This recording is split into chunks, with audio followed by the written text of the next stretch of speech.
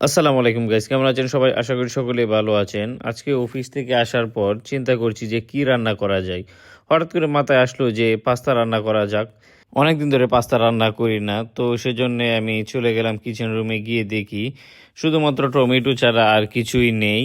তো সেজন্য আমি চলে গেলাম সুপার শপে, গিয়ে এখান থেকে দুটো বরবটি এবং একটি ক্যাপসিকাম নিয়ে চলে আসলাম।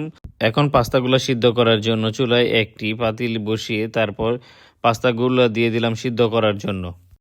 এ পর্যায়ে পাস্তা রান্না করার জন্য যা যা উপকরণ লাগবে সেগুলো আমি কেটে নেব। প্রথমে আমি একটি পেঁয়াজ নিয়ে নিয়েছি, সেটা আমি কুচি কুচি কেটে কেটে নেব। যদিও আমার কাটার স্টাইলটা এত ভালো না, কারণ আমি এর আগে কখনো রান্না করি নাই। এখন যেহেতু দেশের বাইরে আছি সেজন্য নিজেকে রান্না করতে হবে, সেজন্য আমি চালিয়ে নেওয়ার মতো আর কি।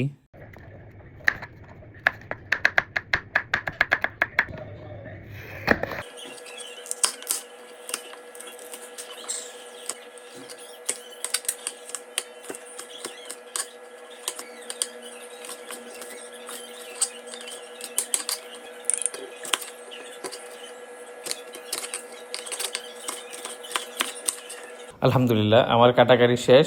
এখানে আমি নিয়েছি রসুন কুচি, মরিচ কুচি, ক্যাপসিকাম কুচি, টমেটো কুচি, পেঁয়াজ কুচি এবং বরবটি কুচি।